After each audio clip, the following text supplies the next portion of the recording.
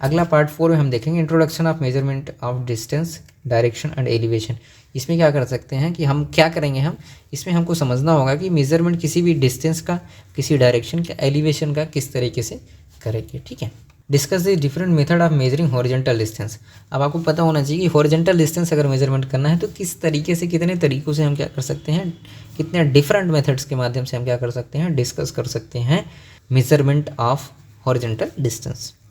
Answer लिखेंगे the horizontal distance can be measured by following 3 methods. 3 methods के माध्यम से क्या कर सकती हैं, हॉरिजॉन्टल डिस्टेंस मेजर की जा सकती है। पहला डायरेक्ट मेथड।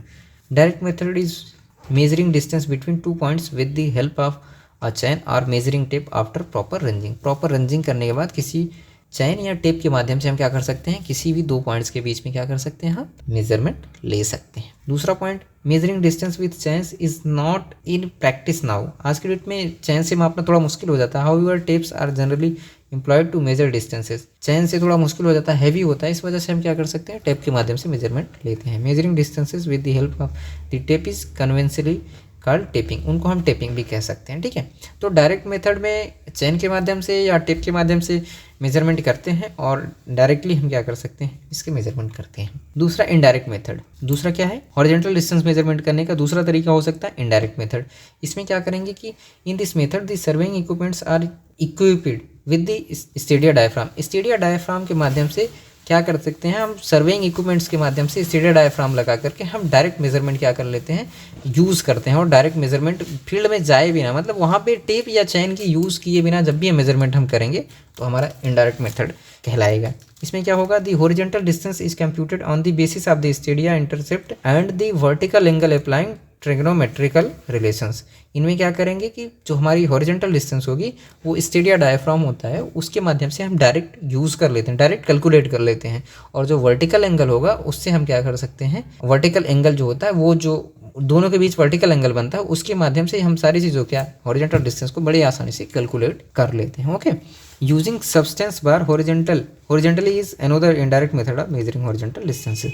हॉरिजॉन्टल डिस्टेंस को यूज़ करने, मेजरमेंट करने के लिए हम कभी कभी सब्सटेंस बार का भी यूज़ करते हैं। तीसरा तरीका क्या है हॉरिजॉन्टल डिस्टेंस मेजरमेंट करने का, इलेक्ट्रोमैग्नेटिक डिस्टेंस मेजरमेंट, EDM। पहले हमने आपको बताया था ना, इसको फिर से क्या करते हैं कि एक डिवाइस है जिसके माध्यम से हम क्या करते हैं, हॉरिजॉन्टल डिस्टेंस और भी चीज़ें क्या करते हैं, मेजरमेंट करते हैं। It is an electronic device which is work on the principle of the propagation of electromagnetic waves। electromagnetic waves का यूज़ करके हम क्या कर सकते हैं, इसमें हम डिस्टेंस का मेजरमेंट करते हैं। One instrument is install at the first point.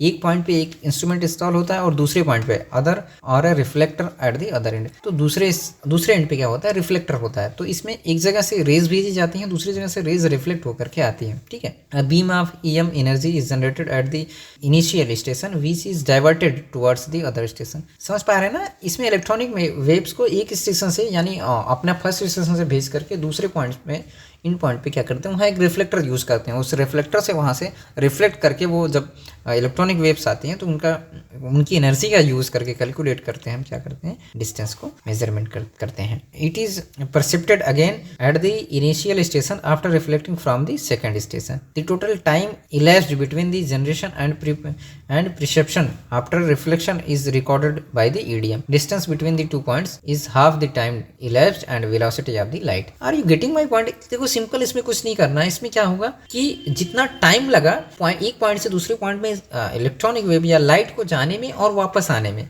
जितना टाइम लगा उस टाइम और उस जो लाइट है उसकी वेलोसिटी से मल्टीप्लाई कर देंगे और उसका आधा कर देंगे। क्यों? क्योंकि वो डिस्टेंस है, एक बार लाइट वहाँ जाती है, दूसरी बार वहाँ से रिफ्लेक्ट होके आती है। तो जब हम दोनों का मल्टीप्लाई करेंगे टाइम और वेलोसिटी ऑफ लाइट का, तो वो उसका आधा कर देंगे, तो ये हमारी डिस्टेंस दोनों के बीच की निकल आएगी। ठीक है। अगला पॉइंट है, क्वेश्चन आपका रहने वाला है, describe the measurement of direction. हमने आपको देख लिया पहले डिस्टेंस का कैसे करना है, हॉरिजॉन्टल डिस्टेंस का मेजरमेंट कैसे करेंगे। अब देख लें डायरेक्शन का कैसे मेजरमेंट करेंगे, और तीसरा पॉइंट हमारा हो जाएगा एलिवेशन का कैसे करेंगे।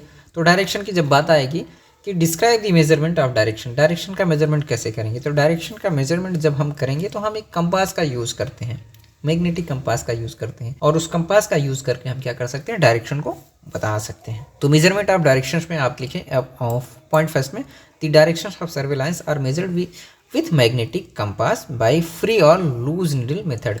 किस में, लूज निडल मेथड या फ्री निडल मेथड के माध्यम से क्या कर सकते हैं, कंपास के थ्रू हम डायरेक्शन का पता कर सकते हैं। The fore and back bearing of each line are measured independently by setting up compass at each successive stations to avoid accumulation of the error. ठीक है, फोर बियरिंग और बैक बियरिंग लेते हुए हम क्या कर सकते हैं, डायरेक्शन का मेजरमेंट करते हैं।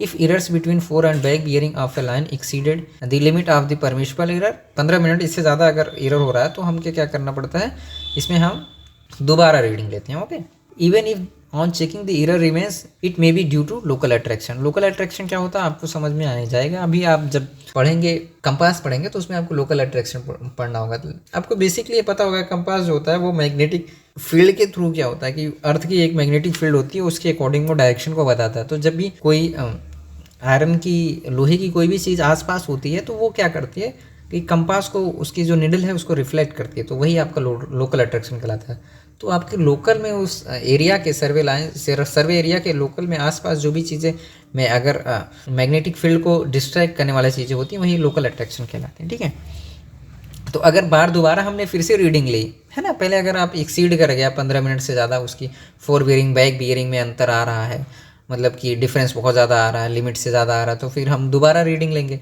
और अगर उस दोबारा रीडिंग में क्या चीज़ें, दोबारा रीडिंग में भी वो एरर्स आती हैं तो हम क्या करना पड़ेगा, हमको लोकल अट्रैक्शन, हम समझ जाएंगे वहाँ लोकल अट्रैक्शन होने वाला है। ठीक है, वो किसी एक स्टेशन पे हो सकता है या फिर दोनों स्टेशन पे।